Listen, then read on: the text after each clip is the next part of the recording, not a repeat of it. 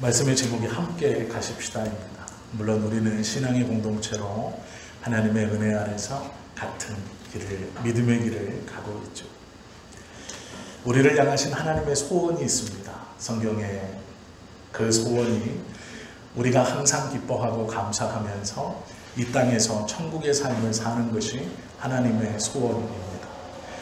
다 아시는 말씀이지만 데살로니가전서 5장 16절 말씀에 보면 항상 기뻐하라, 쉬지 말고 기도하라, 범사에 감사하라 라는 말씀이 있죠. 이러한 삶을 살아가는 것이 하나님께서 우리에게 원하시는 이 땅에서의 삶의 모습입니다. 당신의 자녀들은 항상 기뻐하고 감사하면서 이 땅에서 천국의 삶을 살기를 하나님은 원하고 계십니다. 예수님을 믿는 궁극적인 목표는 구원입니다. 우리가 예수님을 믿는 이유는 구원 받았기 때문이죠. 구원을 가장 단순한 말로 표현한다면 잘 사는 겁니다. 이 땅에서뿐 아니라 하나님의 나라에서도 잘 사는 것. 그 잘 사는 것의 출발은 항상 기뻐하고 늘 감사하며 사는 것이 잘 사는 것입니다. 우리를 향하신 하나님의 소원이 있다면 우리를 향한 사탄의 소원도 있습니다. 그것은 우리 모두가 하나님의 뜻과는 반대로 항상 슬퍼하며 불평과 원망 가운데서 이 땅에서 지옥의 삶을 사는 것입니다. 하나님은 우리에게 천국과 천국의 삶을 원하시고 있지만 사단은 우리를 유혹하고 우리를 미혹해서 이 땅에서 불평과 불만의 삶, 즉 지옥의 삶 살기를 원하고 있다라는 것이죠. 하나님의 나라를 잃어버린 삶, 그 하나님의 나라를 기억조차 하지 못하는 삶, 그것이 사탄이 우리에게 소원하는 사단의 소원이고 사단의 뜻입니다. 사탄이 우리에게 천국을 빼앗기 위해서 우리로 하여금 하나님과 하나님의 말씀을 거스르도록 또 범죄하도록 한 것이죠.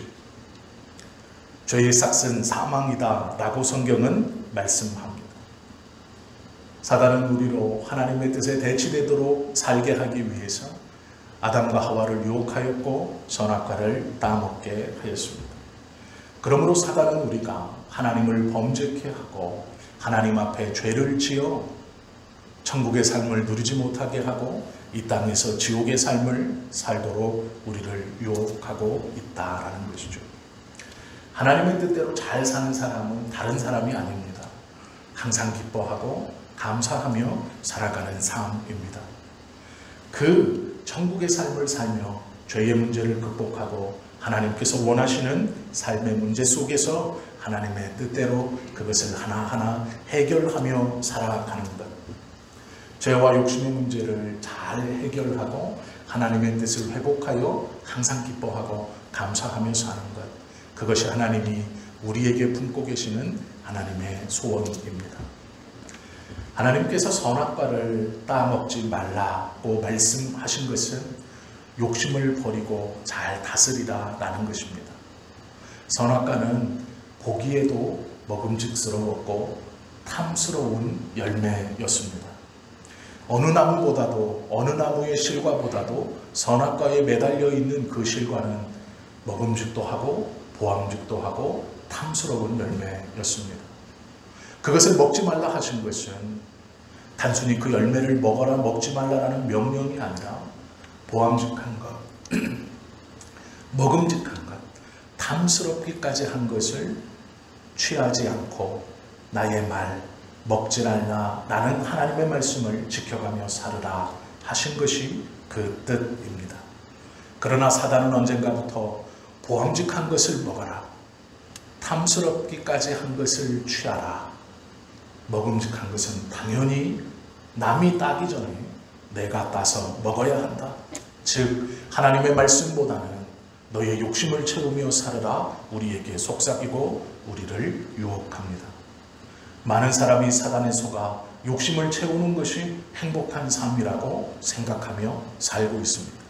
그래서 보암직도 하고 먹음직도 하고 탐스럽게 할 만한 것들을 차지하기 위해서 서로가 서로를 밟아누르고 그것을 통하여 욕심을 추구하고 채우며 행복한 것이다. 행복할 것이다. 행복할 수 있다라고 살아가는 것이죠. 참으로 항상 기뻐하고 늘 감사하며 사는 삶은 욕심을 버려야, 욕심을 잘 다스릴 수 있어야 하는 삶입니다. 욕심을 버리지 않고는 어떤 누구도 구원에 이를 수 없습니다. 그 욕심이 끝없이 우리를 범죄케 할 것이고 끝없이 하나님의 말씀을 저항케 할 것이기 때문입니다. 욕심을 버리면은 두 가지의 방법이 있습니다. 하나는 버림이고 또 하나는 씀입니다. 첫 번째 버림은 말 그대로 버리고 취하지 아니하는 것입니다. 버려두고 보지 않는 것입니다. 두 번째의 씀은 좀 다릅니다. 씀이라는 것은 버는 것이 없이 쓸 수 없습니다. 욕심을 버리는 두 가지의 방법 중 첫 번째는 버림입니다. 이것은 불교에서 가르치는 것입니다. 버려두라, 내버려두라, 탐하지 말라, 근처에도 가지 마라. 그것은 버리는 것이 맞다라고 가르칩니다. 그러나 기독교는 그렇게 가르치지 않습니다. 써야 한다. 쓰기 위해 벌어야 한다. 바르게 쓰기 위해서 바르게 벌어야 한다라고 가르치는 것이 기독교의 가르침입니다. 전자는 인간의 상태와 사람의 모양과 사람의 생리를 무시하는 것입니다. 버려라. 그리고 쳐다보지도 마라. 그것을 없다고 생각해라. 그러나 우리의 마음은 언제나 욕심이 있습니다. 그냥 내버려두고 살아갈 수는 없다라는 것이죠. 기독교는 후자의 가르침을 성경을 통해 우리에게 가르쳐줍니다. 물질과 명예, 권력, 이것을 부인하거나 부정하지 않습니다.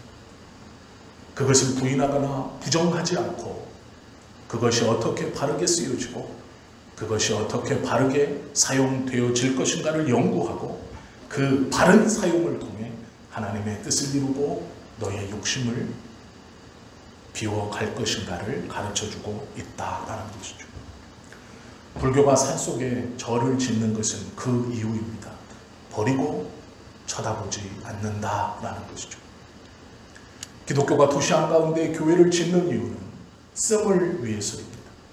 바르게 씀을 위해서, 바르게 벌기 위해 도시 그 한가운데에 교회를 세우고 있습니다.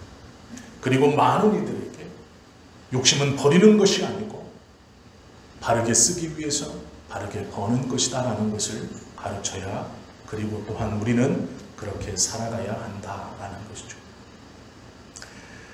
저도 드릴 말씀이 없는 사람 중 하나이지만 비만은 나쁜 것입니다. 비만을 해결하는 두 가지 방법이 있죠. 하나는 굶는 겁니다.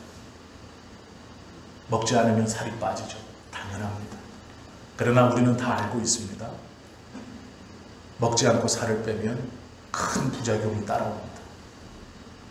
비만을 해결하는 두 번째 방법은 먹고 열심히 운동하여 살을 빼는 것입니다. 이것은 힘들고 어렵지만 그렇게 하는 것이 건강하게 살을 빼고 비만을 해결할 수 있는 방법이라는 것을 우리는 다 알고 있습니다.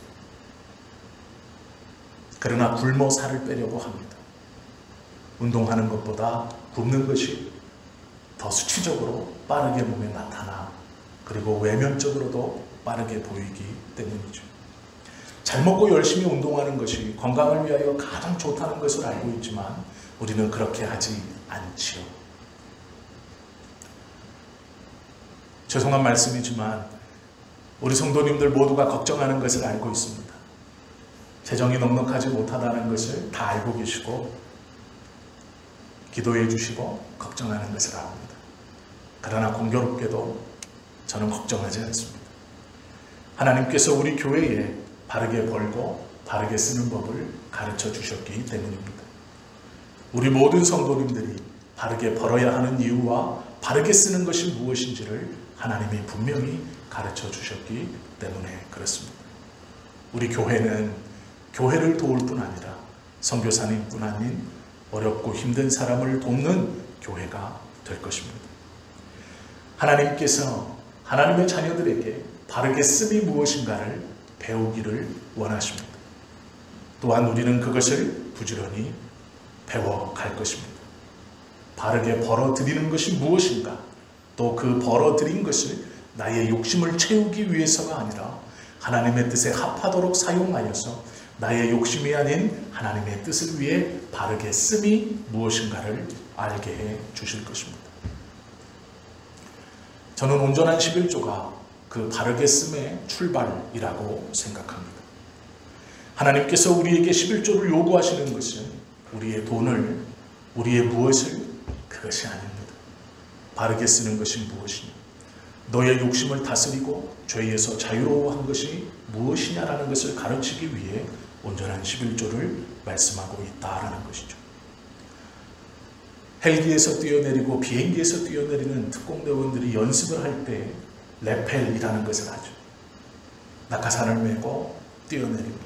그 높이는 약 건물의 3층, 10m 정도라고 합니다. 그 이유는 10m에서 12m가 인간에게 가장 공포를 주는 높이다라는 것이죠.